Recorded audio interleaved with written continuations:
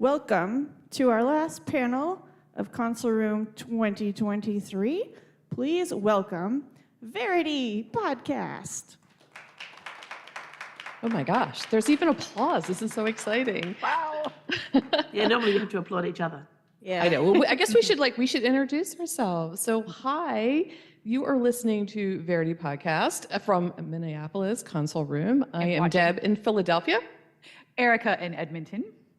Liz in Kirkcudbright. Lynne in Champaign. And Tansey in Tasmania. So we're missing Kat tonight. She was unable to join us. So we are just so thrilled to be here. And this is kind of odd for us because we're not used to looking at each other when we're podcasting. You have faces? I know, it's weird. I had to put on a bra. Well, you didn't have to. Well, yeah, you could pan the camera down a little bit lower. Yeah. So I thought it might be fun for us to start because we have announced that we are taking a short hiatus while we do a little bit of regrouping and rejiggering and refiguring.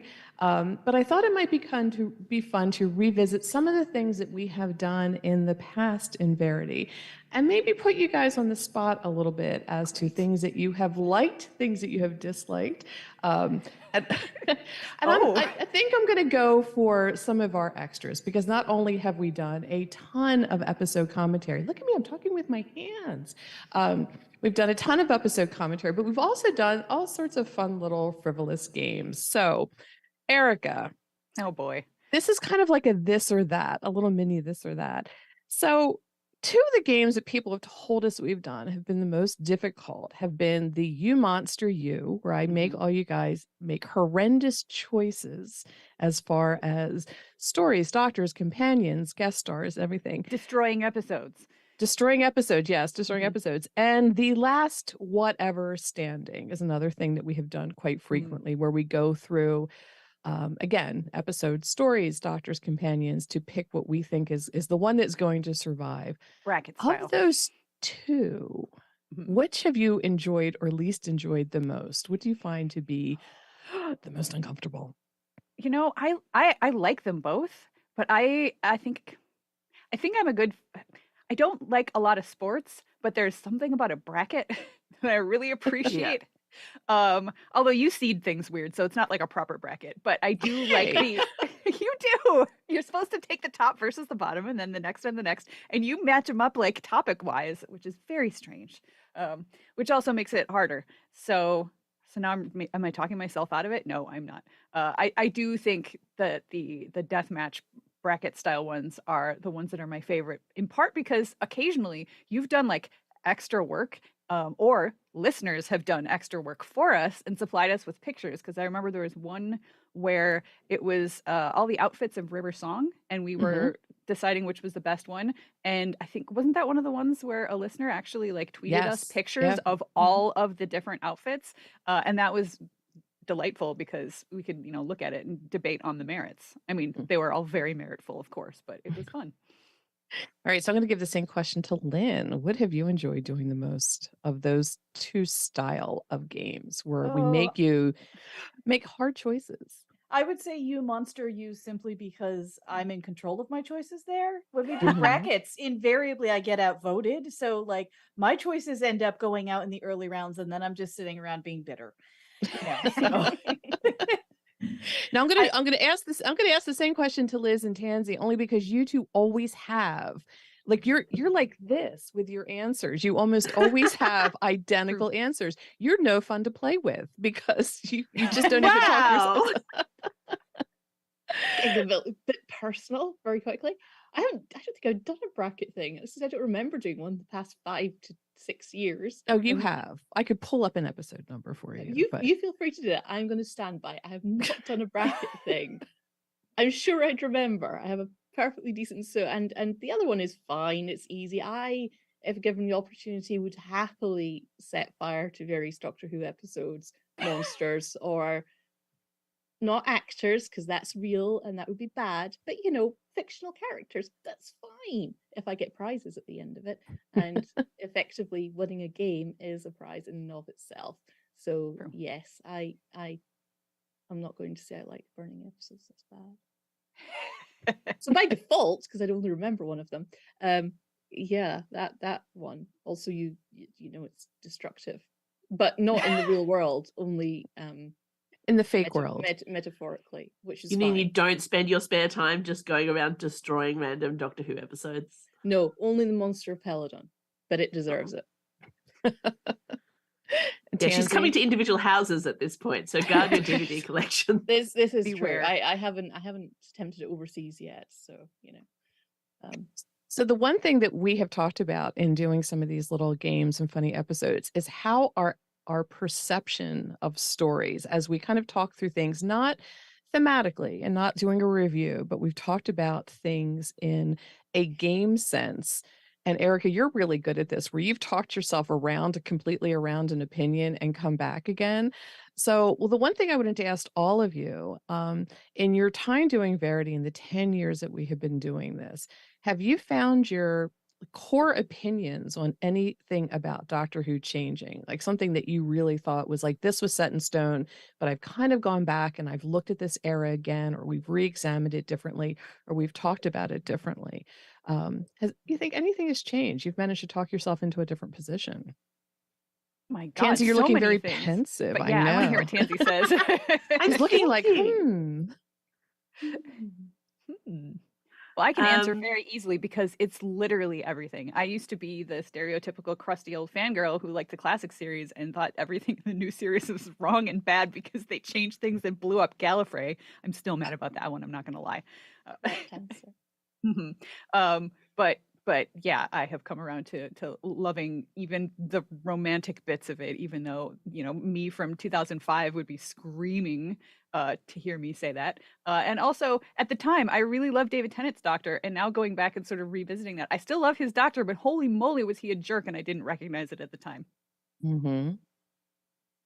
All right. How about you, Tansey? Have you changed any of your thoughts and opinions over the 10 years we've been doing this? Yeah, I absolutely think I have. And part of it is, listening to other Verities putting their cases across. I think certainly there are eras that I think of differently of the show. No, Liz, you never changed my opinion because we have the same opinion, remember? Though I will admit, I did not think about the Second Doctor and his companions as much until, I heard Liz talking about it, and now I can't think about the Second Doctor without thinking about Liz. I think the way I think about and feel about the Fifth Doctor era is very different because of spending 10 years with Kat and her unadulterated love for that era and particular companions are now associated in my head with the Verities that love them most, and things like that. So yeah, I think my opinions have also changed just from rewatching stuff and rewatching things, knowing I have to talk about it. Mm-hmm. I've always been a very positive person. I like to like Doctor Who, even if I'm watching. I love to find good things in it, in an episode or a character that other people hate, because I'm a very contrary person. But yeah, a lot of my revisiting has come because of these conversations. Mm-hmm. Very much so. All right, now I have a question for Lynne. The one thing that we've always said that Verity does, that we think that we do pretty well, not always 100% wonderfully, but I think we take a good stab at it, is being critical of this show, but also coming at it from a place of love. And as somebody who, as an editor, I mean, you have this experience also. I'm professionally judgy, yes. You professionally judgy. This is what you do. What is your mindset when you're going in and we're watching an episode that maybe it's not quite something that we think is up to par or has some problematic bits that we need to talk about? So like, what is your mindset when we're like discussing one of those types of episodes? So I think for me, because I'm an editor, I tend to think about it structurally. So what I end up beginning with as my sort of initial question when we're looking at something that is not my cup of tea or is problematic or not my favorite, I usually start with along the lines of what's gone wrong here.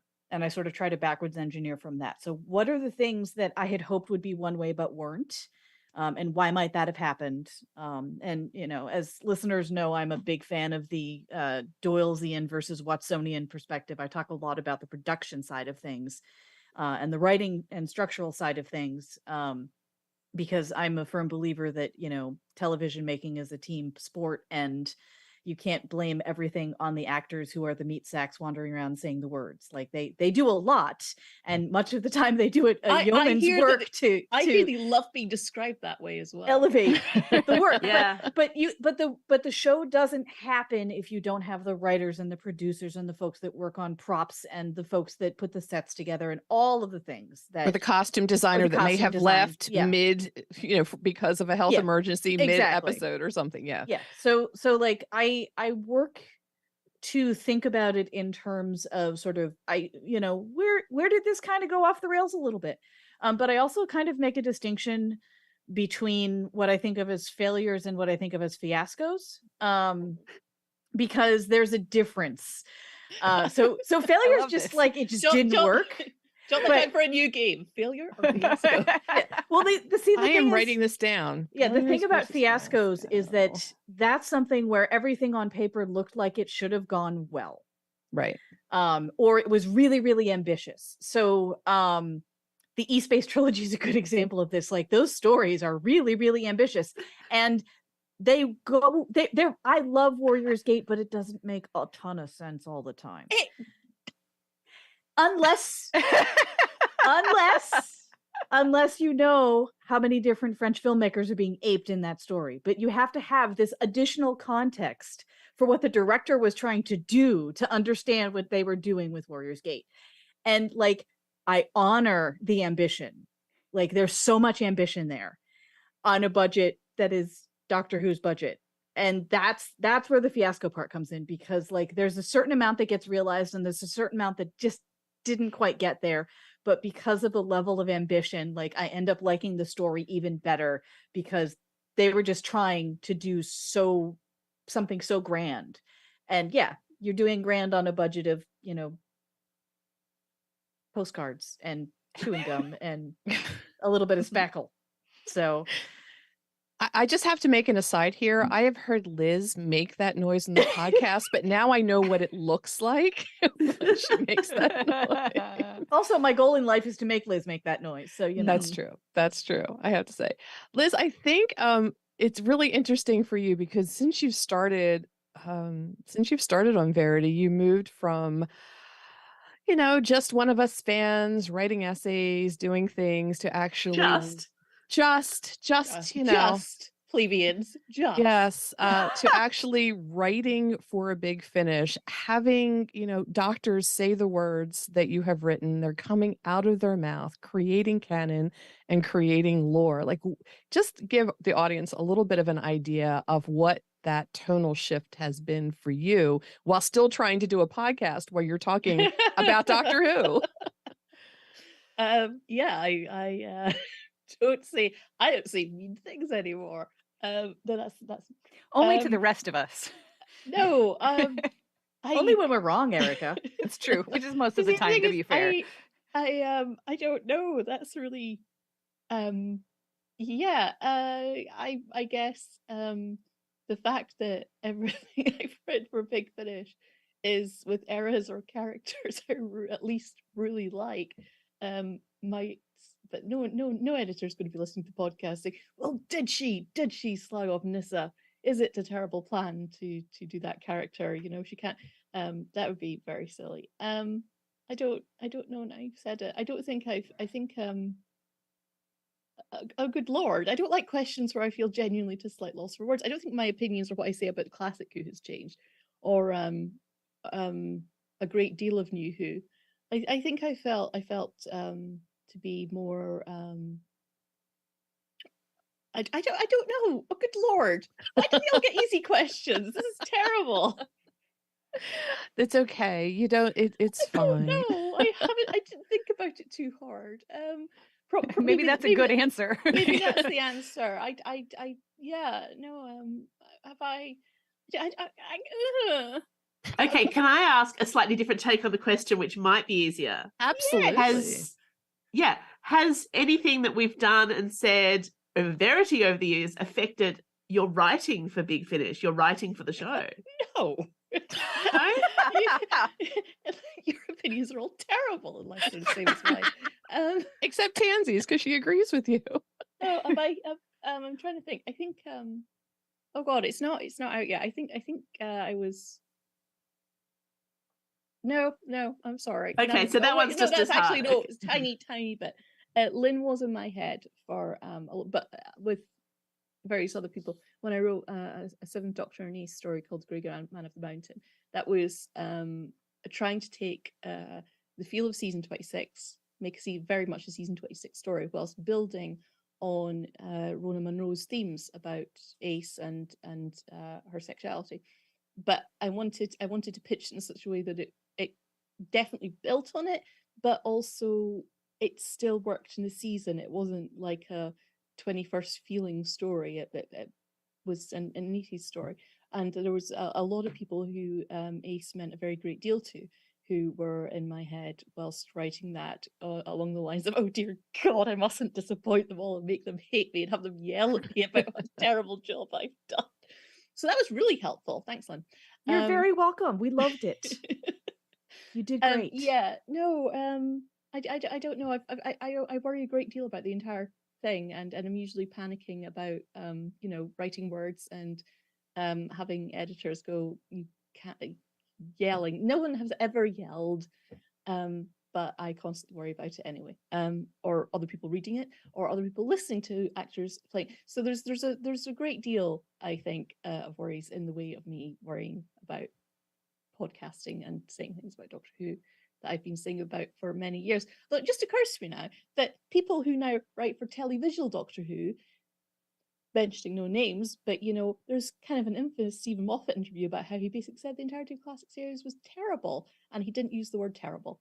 I don't know if I can swear here, but I won't. But I'm fine. I can hate Monster of Peladon. I feel like I'm rambling now and feeling very self-conscious. I hope you're happy, Deb. I never want to make you feel self-conscious, Liz. At this point, I would like to say that we would welcome audience questions, or anybody watching this via stream. If you have any questions, I think there's a little chat box. You can type them in and we'd be happy to answer them. It's always one of the things that we have always, what's that? That was, I'm going for happy. If I was talking right now, it'd be happy. Air quotes. Liz would be I mean, they're not going to be happy. meaner questions than the ones you got from Deb, right? It's not so much mean as that requires more thought than I was expecting to have to think at 10 at night. It's my bedtime. That's true. That's true. We're all in wildly different time zones here.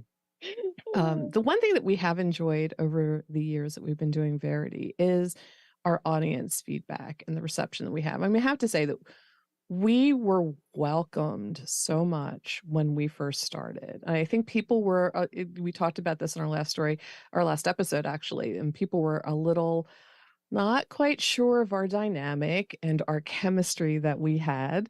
And it was a little like they're arguing an awful lot. Like, is this normal? Which is totally normal. But we've had some really great audience interactions, both at conventions and via emails and comments on our website. And I want to talk a little bit about In Defense Of, which is something that we do that is so audience participatory, that kind of came out of that, something that we did, and we decided to get the audience involved. Do you guys have any particular memories of just listeners or comments or things? And we've got some beautiful emails from people that just struck you over the past 10 years of how we have interacted with our listeners. It just is it's such a great community. It's been such a positive community. I think it's one of the things that I take away from online interactions that make me happy that they do exist. So do you guys have any thoughts or memories or ideas of things that we have done with our listeners that stick out to you? I like the review that said I should be fired. That was a fun one. Well, that was early days. And well, and there's also, I mean, I always that in a loving, hilarious way. No, that's funny. Sorry, I'm not. It's all right. I'm fine. I always bring up the commentary about the school reunion episode because Liz and I had it out on the school reunion episode, And listeners wrote in and were like, "Are you guys okay? Like, you're not going to break up the podcast, right?" It was like episode 7. Yeah, It was 3. Liz and I. Was it Yeah, it was 3? episode Oh 3. my gosh. Yeah, I'm but Liz checking. and I have been arguing about Doctor Who for literally years before we started the podcast. So, like, Mhm. for us, that was just talking to one another. That was Tuesday. It was It just was a Tuesday. Yeah. So so that actually was interesting to me, just because since I was still in early days of being a podcaster who got a lot more feedback. Like the other podcast that I was on, we got no feedback. It was like just talking into the void. So having listeners be at episode 3 invested enough that they're worried about the fate of the podcast because we disagreed about something was really interesting. And like, I'm grateful that our listeners care this much. And I have to say that as time has gone on and we've all gotten invested in this weird parasocial relationship we've all developed by having people we don't know listen to our conversations with each other about Doctor Who, I have been completely blown away by how caring the Verity community is. Mhm. I really have. And that's something that I think we should also be proud of, because that means that we built something that is putting good out into the world. Like, we get some really wonderful emails from folks talking about what the podcast has meant to them, or how it's helped them connect with other people, or how it's helped them connect with the show. And I think that that's wonderful, because, as much as we did this because my spouse put out a tweet and said, "Hey, this would be really fun," and here we are 10 years later, at the same time, we do this because we're friends and we like hanging out. So the fact that we have now created essentially a really large friend circle is great. That's putting something good into the world, and I am all for that. I have a great follow-up to that, because I checked, and yes, it was episode 3. We also talked about school reunion again in like episode 39 or something, but the one everybody's talking about is when we were trying to choose an appropriately, like the I can't remember what the word was. It wasn't default, but basically, the representative episode for the 10th Doctor. And that's what we ended up watching. And there was an argument.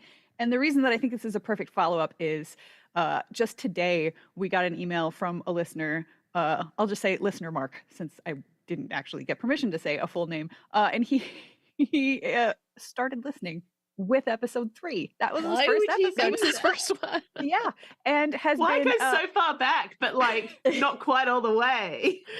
I mean, he may have gone back and listened to a couple others, but he actually found us like as episode 3 was new, so he's been listening for 10 years and is a little panicked about our announcement that we're going on hiatus, because many other podcasts that he loves have gone on hiatus and not come back. So he is basically begging to make sure that doesn't happen. But I just thought that was a nice thing. There have been a number of listeners who have reached out since we announced that we're taking a break, and have said a variety of things. Either, please don't go, but more often has been like, I understand.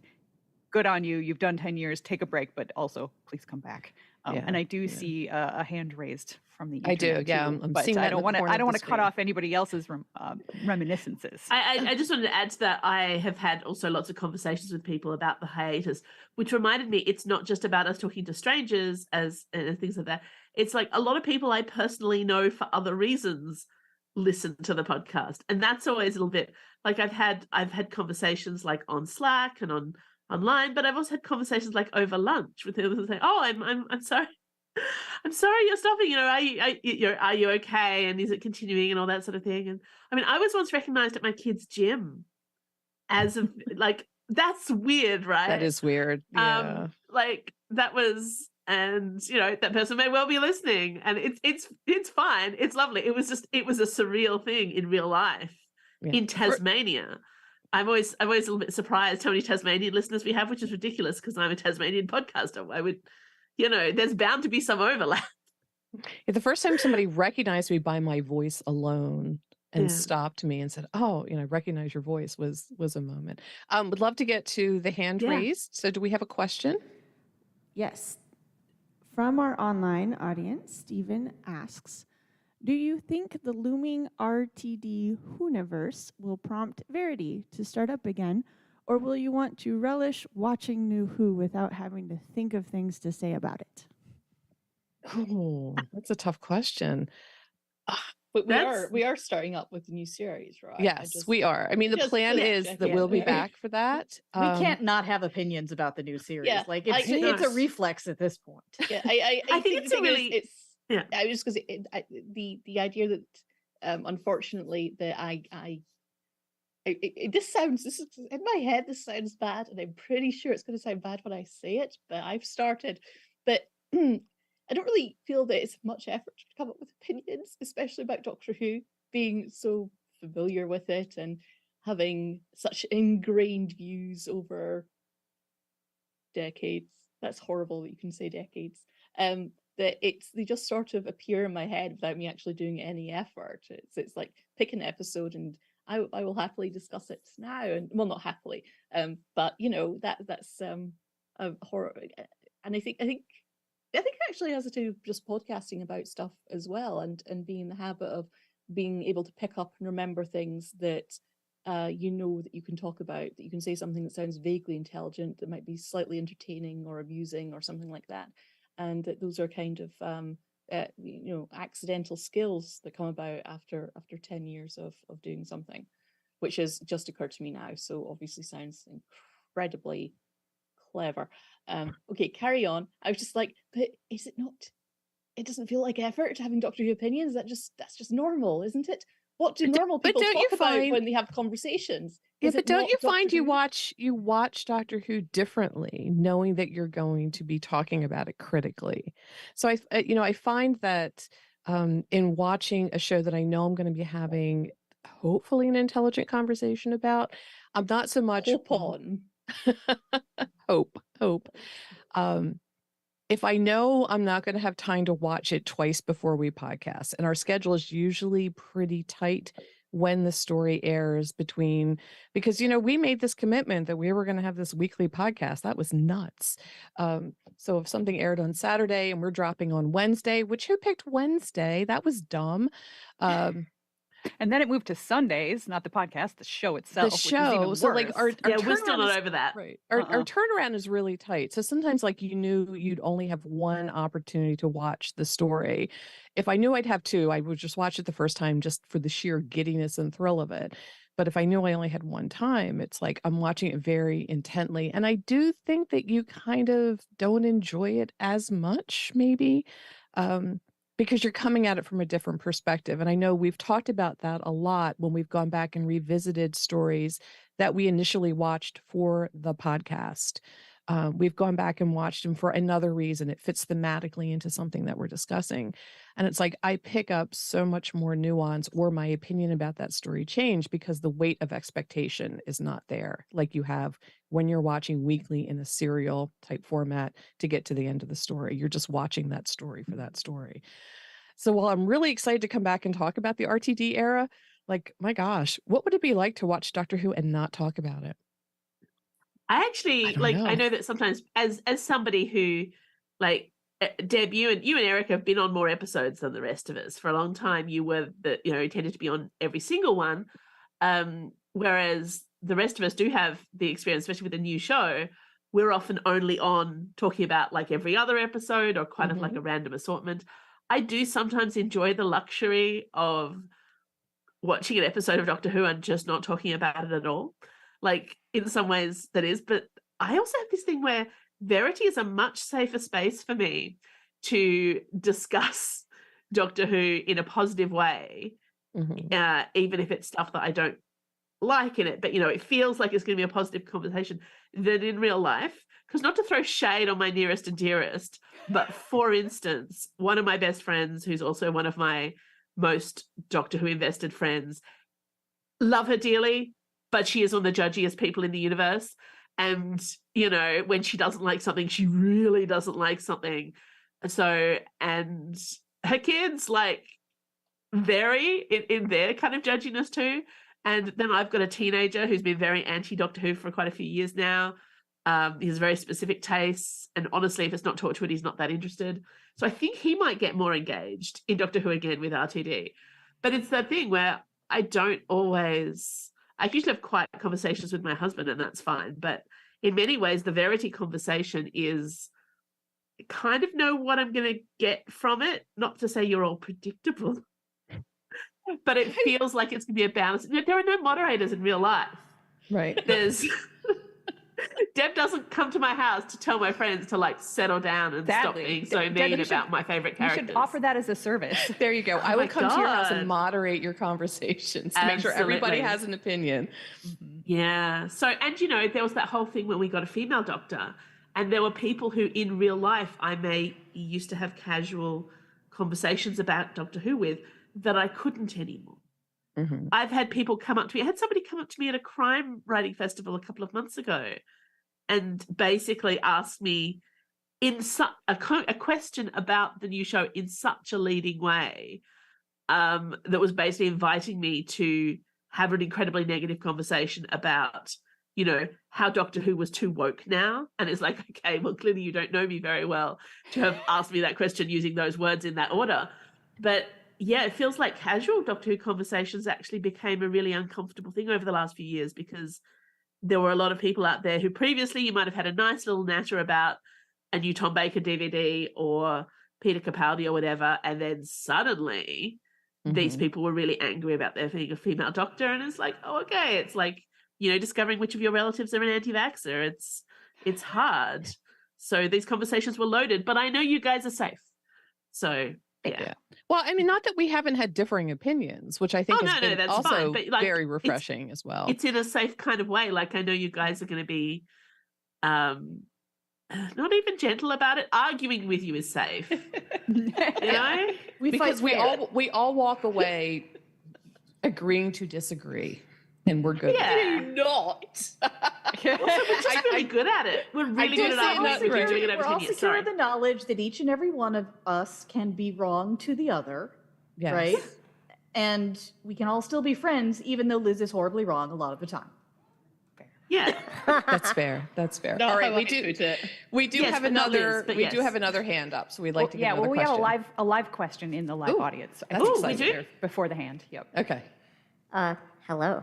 Hi. My name is Galen. I watch listen to your podcast quite a bit, and I'm excited to see your faces. You don't look anything like I pictured in my mind, so that's weird. But We never do. the thing that I'm wondering is, so I don't know what it is about Verity that there's some, because I like Radio Free Scarrow as well, but like having it be women discussing Doctor Who has been fun for me, just like a different energy. Are there, during this hiatus, which is quite sad but totally understandable, is there any other like female podcasters that you feel bring like an energy similar to you that you can recommend? Because there is something different, I think, about having it be a female-led, female podcast, but the perspectives have been fun to kind of, and then I like to compare Radio Free Scarrow and you guys. I mean, it's fun to like have both, but any suggestions?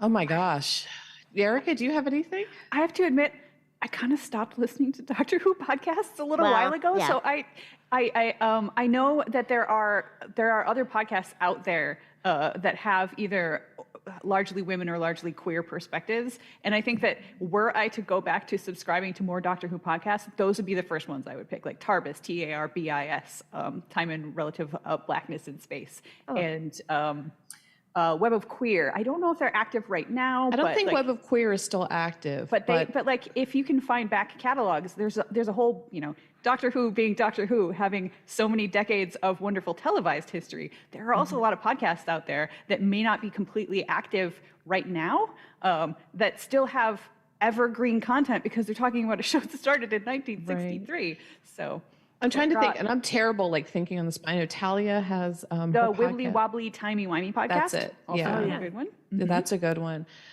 You know what I'll do is I'm going to from the Verity Twitter feed, I'll pose that question and invite people to drop comments in the links or in response to that tweet to see if they have other female-led podcasts. Because I'm kind of in the same opinion that I actually listen to very few Doctor Who podcasts as it is, because a lot of times I didn't want my opinion to be impacted by other people's opinions, if that makes sense. Oh yeah.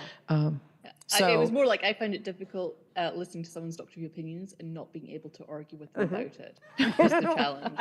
I will also do a shout out for a Doctor Who like flashcast, so it's the show ends and people start recording about it, and it's on the Incomparable network. And on that one, you get kind of a different feel with every episode, because it's usually Jason Snell as the host of the podcast, but he has one or two other people who are his guests on that week, and it switches every week. So sometimes you'll get me, sometimes you'll get my spouse, Stephen, sometimes you'll get somebody in a completely different country, somebody in Scotland, like maybe that lady up there on the screen who's dancing around. Like, so there are also like other, and I think there are also other podcasts that are just more sort of general sci-fi podcasts that will focus on Doctor Who when Doctor Who is around. So I do recommend checking out just other science fiction-y podcasts when Doctor Who comes back, and see if there are any that are, women and non-binary folks talking about Doctor Who, even though that's not their normal everyday podcast game. Mm-hmm. And then one quick suggestion for the Patreon, because I'm a lot like Liz, where we're like talking to you guys while we're listening, and we're like, no, that's wrong. And like, so we do that in our kitchen a lot, my husband and I. And I'm just saying, like, once a quarter, you should like have a podcast on Zoom where we can all be like, no, that's wrong. Or right. Maybe right once in a while. That is a great idea. I like it a lot. Thank you so much for the question. That's a great question. I think one of the things we've talked about when we come back from the hiatus is a different structure, maybe not being a weekly podcast anymore. And I think if we were to go to a different model, we would have more time and energy to do cool extra stuff like that, because doing a weekly podcast just really did take so much time and energy and scheduling, especially for, of course, Erika, who was doing so much of the producing. I think it'd be really great to be able to do more fun, interactive. I feel like we'd have more. Is finding a time that gets most of the world able to be involved. And I will tell you a little inside Verity secret. This time that we are like showing this right now to you, this is the one time that we can record, usually on Saturdays, today's a Sunday, when we have a Tasmania, Scotland, North America crew on. And it's, which, in a way that kind of made it easy. Like when you have less choice, it's just like, well, we're going to do it at this time or we're not going to do it at all.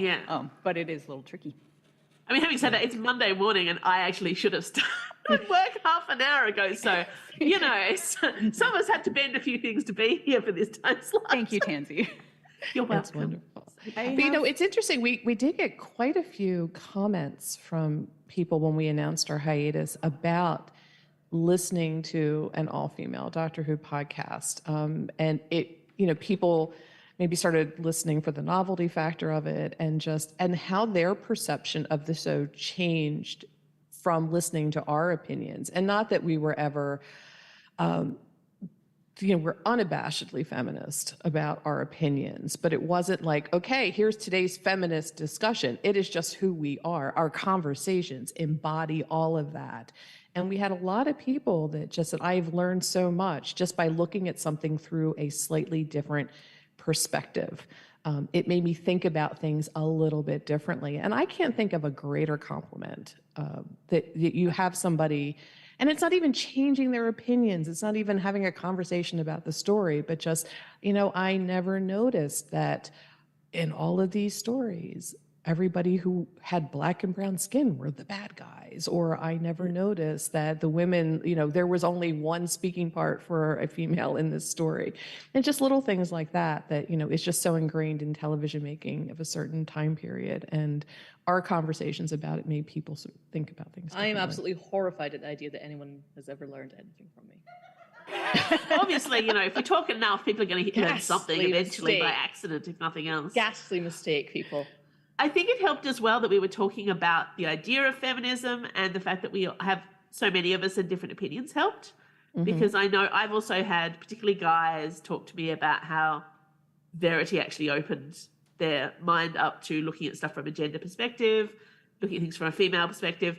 But the fact that we have so many different and that we didn't agree is actually, it shouldn't be revolutionary, but it kind of is. Because a lot of times when we started, the female voices on podcasts were usually one surrounded by male voices. Right. And the thing about listening to podcasts, when we first started hearing about other all-female podcasts or other podcasts with lots of female voices on talking about Doctor Who, I listened to all of them, and it was awesome, and it was very exciting. And yeah, I also got to the stage with Erika where I don't listen to Doctor Who podcasts at all anymore. I got to the point where Verity kind of took up the amount of Doctor Who time and energy that I had, and there wasn't a lot else left over just because I had so many other things going on. But it was sort of exciting to know there was so much out there and we weren't the only ones anymore, because it was a weird thing to feel like we were a flagship. Yeah, I mean, it felt kind of okay leaving when we did, or taking a hiatus when we did, because there's so much more diversity in podcasting now than there was when we started. I think it was pretty In ye olden days. in ye olden days, right? 2000. And we're not the most, I mean, let's 13. face it, we're not that diverse in other ways. We are not. Internationally, yes, but, you know, Yeah, we're not. bunch of white There are other women. podcasts covering that ground much better. much more All right, depth and perspective than we We offer. do have another question. We're getting a little flag from Natasha, who's doing a internet? great job. Yes, an internet question. So go ahead, Natasha. I actually have a comment and a question. It's a convention. Why It not? wouldn't be a convention without one. We said comments were fine before That's this. true. We did. From Rebecca online. Mhm. It's amazing to see your faces. Verity brought me into fandom and classic Who, so thank you. You've gone. That's so Aw, sweet. That's a good comment. We will Damn accept it. comments like that anytime. I don't You've like gone comics that from make me have feelings. trailblazers to the experienced ones. So, what have you learned over the past 10 years? And also, a shout out to Tarbis, the Queer Archive, and Wibbly Wobbly Timey Wimey podcast. So, Yep. the question there. Thank So, what have you learned over the past 10 years? Everything. I learned how to podcast. I mean, I had gone to school for like production stuff, but I didn't focus on audio, and I didn't like when way back in the old days when I was in college, we didn't have on their computers. So the things that I do for podcasting. Did you cut up pieces of film that just had sound on it and then tape them together? No, it was VHS. So it was taking one VHS tape in one machine and another VHS tape in another machine, and then a third machine with another VHS tape that you would squig back and forth. But anyway, it was terrible. And they switched to computers the year after I graduated. Anyway, that's neither here nor there. I learned so much about the production side of how to do all this stuff, but I think the more important thing I learned is how to talk into a microphone and actually have opinions, because I don't feel like I actually had opinions about stuff before in the same way. Like Liz says, it's easy to have opinions about Doctor Who. Well, I don't know that it was. I think for me, it was just all this mushy ball of like either joy or kind of meh in my head. And I never thought about why why I felt those ways until I started talking to you guys. And like, I came in thinking the thing that I will do is push the buttons, and you all taught me how to pay attention to that massive mushy stuff up in my head and sort of break it down. Like Lynne especially has such a great way of talking about pieces of the show and the narrative and the structure that I just learned so much about, like, oh, okay, that's a thing, and that is maybe one of the things that made my head do this wibbly thing. And now I do podcasts about a whole bunch of other shows, and it's because you guys taught me how to do that. So thank you. We created a monster. Oh my goodness, my literature degrees are useful. There you go. Mhm. How about you, Lynn? I mean, you had podcast experience when we started. I did have podcast experience, but I didn't have my podcast experience was as a moderator, which, as you know, Deb, is a different kind of experience than being the on-air talent. So I think for me, the thing that I learned is that Liz is wrong a lot more often than she thinks she is. Tansey's often right, especially when we're talking about frocks. I think that what I have learned is to be a lot more comfortable with the sound of my own voice, honestly. Because for me, one of the things that I did in our early period was I listened back to episodes. I again, time got away from me, so I don't really have the chance to do that anymore. But I don't hate listening to the sound of my own voice in a recorded format anymore. And for me, that was a big learning curve because I came into podcasting loathing the sound of my voice. And now I routinely podcast for Uncanny, and my standard joke when I'm about to open an interview is, okay, we're gonna do a couple of seconds of silence, and then I'm gonna do my NPR voice, and off we'll go.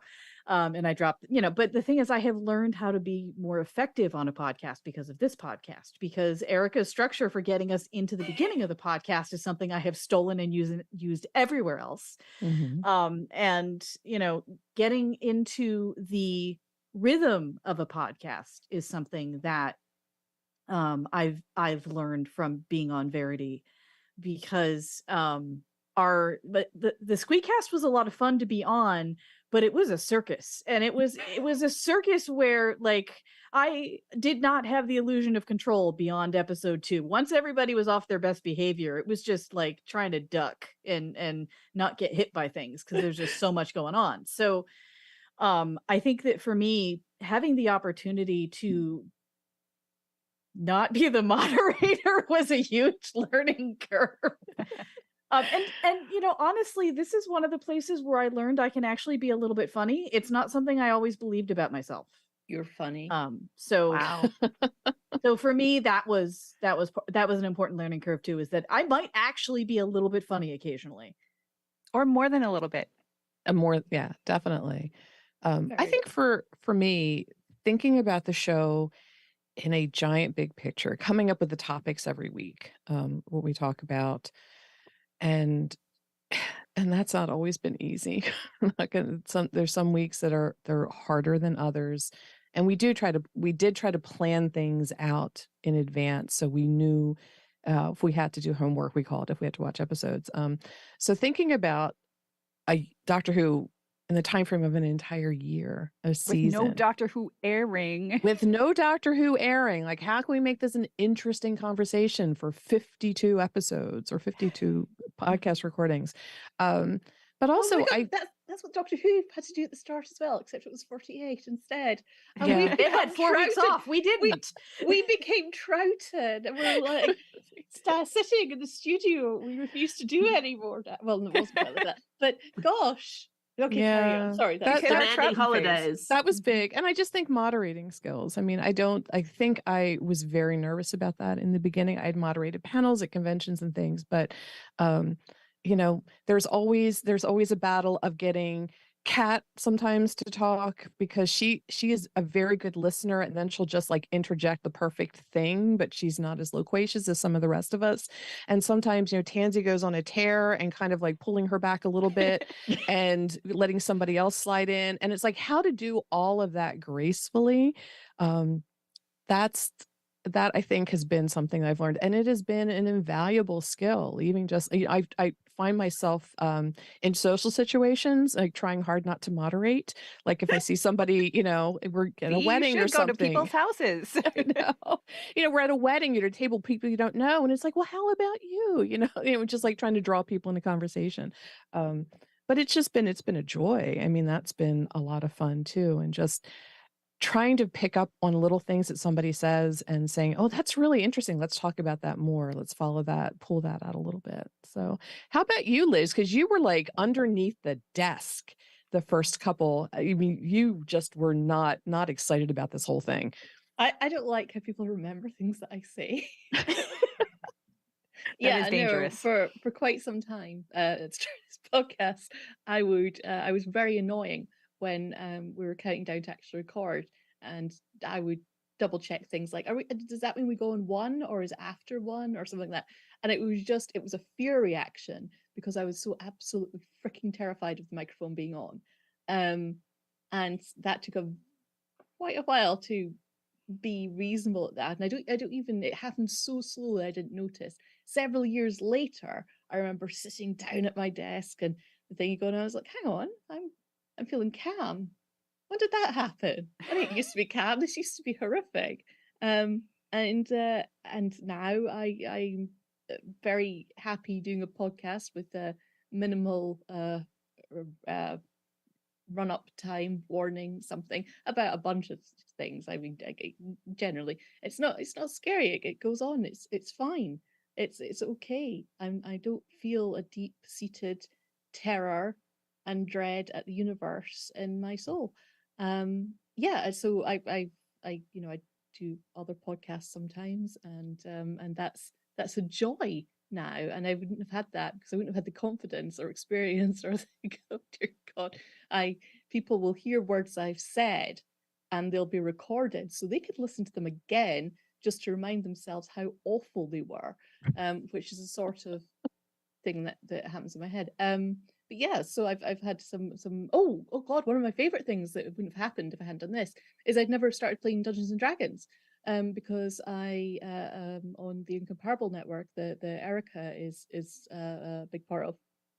There's a D&D podcast that I got to do a mini campaign thingy and discovered D&D, and now I do regular weekly D&D, and I'd have been like too nervous if I hadn't managed to be on a podcast to do the damn thing in the first place. Which was great, and I God, it just finished last week. There was a series of, it's a podcast called How We Roll, which is an RPG podcast, and we just finished. I was a guest for a campaign about woodland animals and political shenanigans, and I played a French otter in it, and it was yeah, that was joyous and awful, and not awful, very good, because I think most of the time was spent laughing. I'm sure it's really funny to the listeners as well. Probably, I hope. No one's yelled yet, but it was a fantastic experience. And I have another regular podcast that, again, I would have been just too scared to do. So I'm just gonna let me get in my thingamy. What's the thing called? Plug. Yes, The plug. I'm getting plugs in here like a professional. But Hammer House, a podcast where we discuss the Hammer horror movies every month with Paul Cornell, who may be familiar to some people at a Doctor Who convention. Yeah, there. Sorry, I just wanted I need to plugging. Yes, you do. That's All right, I'm another going to thing get to we've learned. Tansey later, but we do have it in just a few minutes. So we do have Sure. another in-person question, so we'd like to hear it. Okay, I swear anyone is welcome to come ask questions, but nobody is. So We're happy to just listen to you ask us question after question. So, That's good.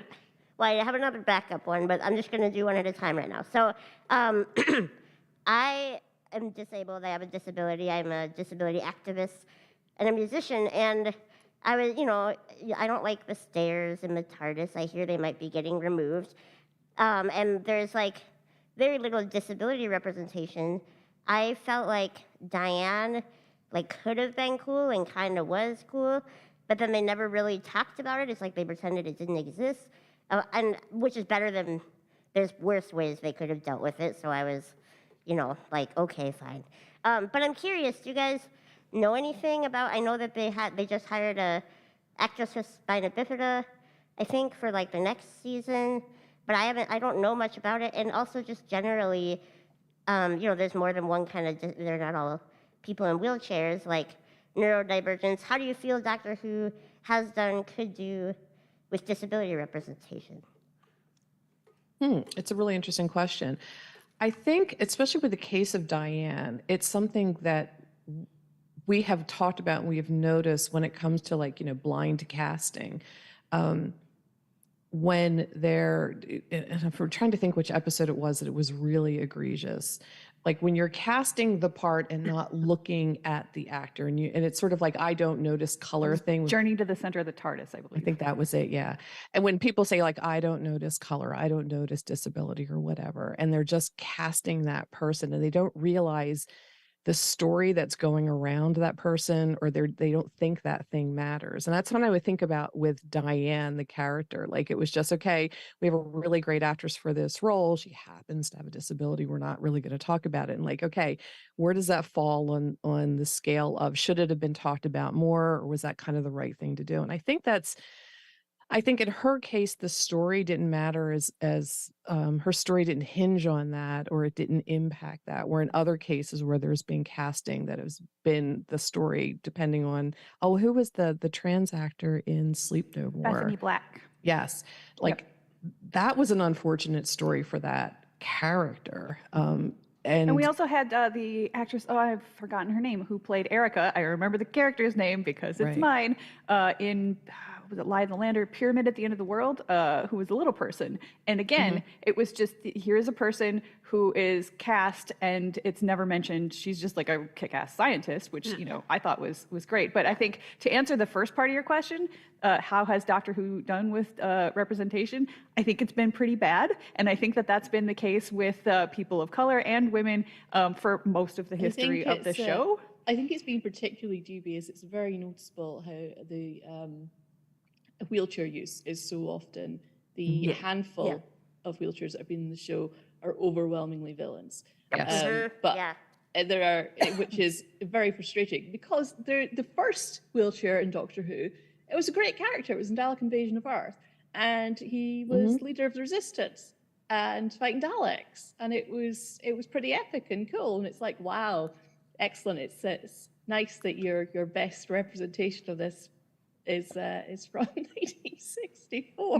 Good job, guys.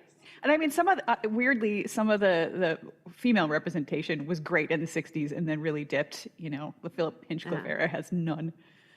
I agree that there's been a lot of bad representation. I think the one that I got most angry about in recent years was in the Forest episode. Was it Silence of the Forest? Oh my God. Forest of the Dead. Because that has the whole ultimately it had the doctor telling a child not to take the medication that they had been prescribed because it's not neurodiversity, it's aliens and or fairies, which I actually got so angry about. I wrote an essay for Uncanny of that ongoing theme we see And in I science published that fiction essay.